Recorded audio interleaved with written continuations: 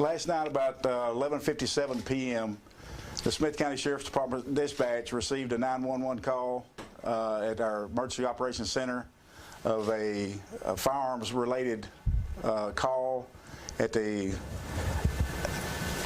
in the 18,000 block of US 69 South. Upon arrival of our first unit, which he arrived, I think his response time was 5 to 6 minutes. He observed a vehicle in the parking lot at that location. He began to run a registration on the vehicle, at which time the occupant of the vehicle, the driver, got out of the vehicle. He had a book in one of his hands, and his right hand was tucked in his small of his back. And it was the original call had something to do with somebody firing a firearm at that location prior to law enforcement arriving. So once the deputy observed that, he told the person to bring his hand out from behind his back. He didn't do it. Our second deputy arrived about that time, at which time the guy that was at the location threw the book at the first responding deputy and ran behind and crouched down behind a concrete light post. At that time, he brought a gun out, pointed it at the deputies, and they asked him if they were talking to him, communicating with him, trying to communicate with him to get him to drop the gun. He wouldn't drop the gun, so each deputy fired at him and striking him once in the upper abdomen. Shortly after that, I was notified. I notified Texas Ranger Lieutenant Nick Castle, who notified one of his rangers. It's our policy and protocol to have a disinterested third party investigate anything such as an officer-involved shooting, a jail, like we do a jail death or anything else.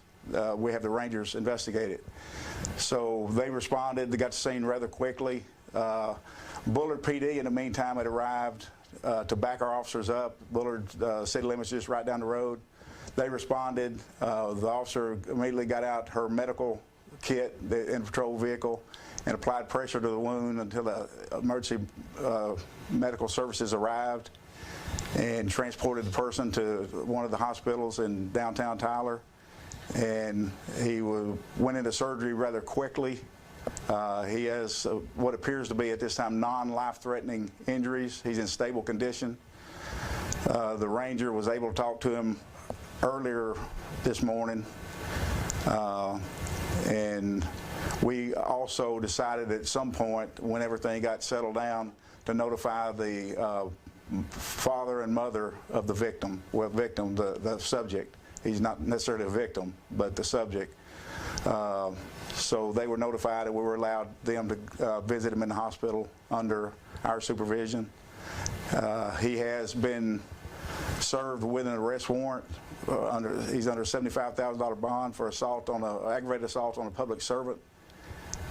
He will, once he leaves the hospital, we'll go to Smith County Jail, pending whether or not he makes bond or he sits in the jail till his trial.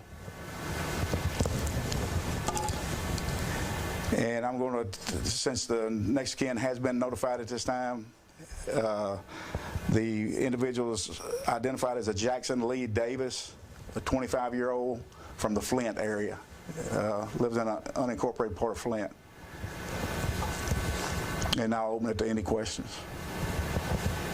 Was there any idea yet of what he was doing in this parking lot, like that late at night? Well, prior to our deputies arriving, we did, after we began looking at the parking lot, after we started the crime scene investigation, there were 5 spent casings believed to be from his firearm around his vehicle.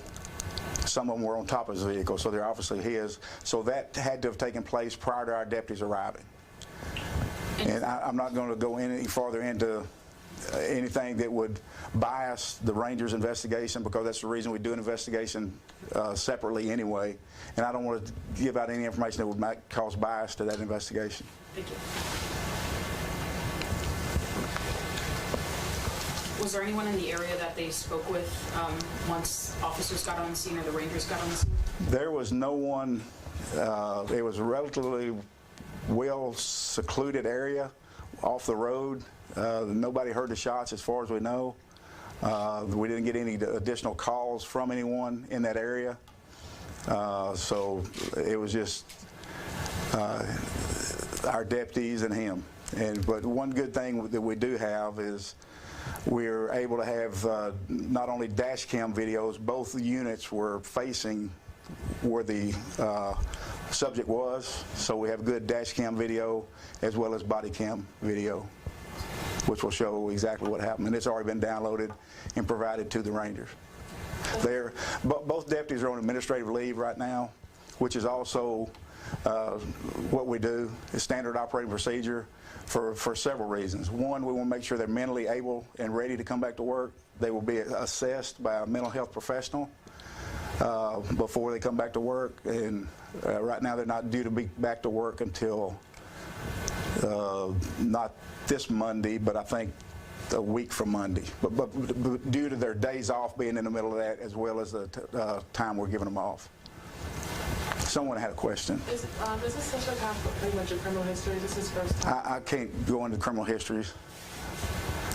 They would take our computers away from us from DPS would if we did that. And then did you say that? Anything that you can, excuse me one second, anything that you can find on Smith County Judicial or anything on your own is free. But I just can't provide a criminal history because I got that criminal history from our computer, and we're not allowed to share that information. I forget what I was going to say. Oh, I don't know if I misunderstood it. Did you say both officers shot at him? And Yes. He got one hit in the abdominal, or was it two?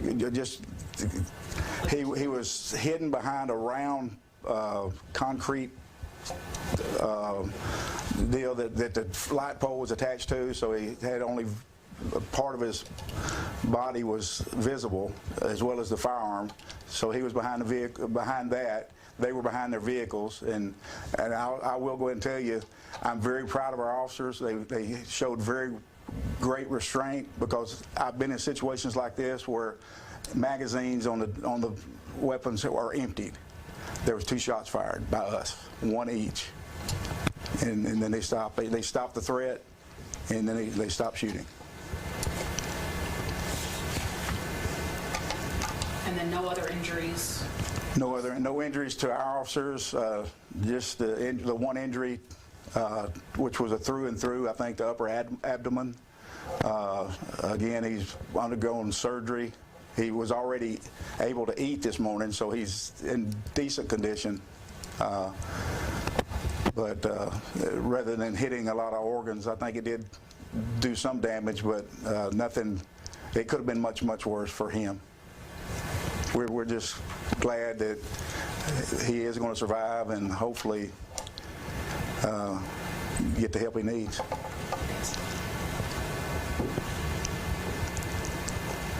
Which I'll go in and add this. Y'all not asking, but I'll go ahead and add this. Smith County has a high suicide rate, which is the very importance of what we've been preaching and preaching and preaching. I have as sheriff for year after year after year, the importance of getting some mental health help here in Smith County. Our jail's full of people that have mental issues, which puts a big burden on our jail, because our 1 to 48 ratio goes sometimes to 1-to-1 ratio, 1 detention officer per inmate. We can't sustain that. And Smith County Jail is the largest mental health facility in East Texas, and it shouldn't be. Anything else? I'm not in a hurry if y'all want to. Do you have any idea when he might be released from the hospital? We don't. We have our standing guard on him, and once he's released, he'll be taken to the Smith County Jail. And I don't look for it to be very many days, to be honest with you. I think it'll be rather quickly. Thank you. But he'll be housed in the clinic in the jail. Thank you. I guess I'll ask, if someone is having health issues, health problems in Smith County, is there a hotline or a number that you know that people can Just call? there's a suicide hotline that's nationwide.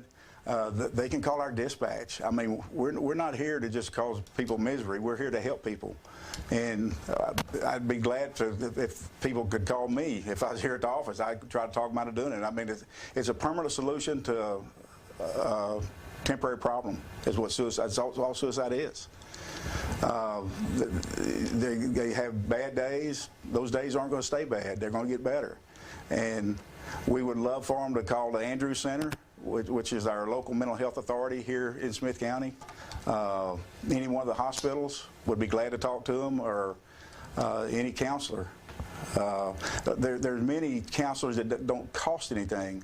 The church I go to, Green Acres Baptist Church, has counselors that many at no charge to anyone. So it's not an issue.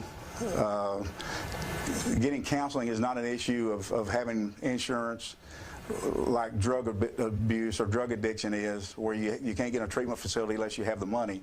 You can find counseling for suicide issues, but if you're a friend of someone who's putting out those vibes that you think they might be, get them help, get them to talk to someone.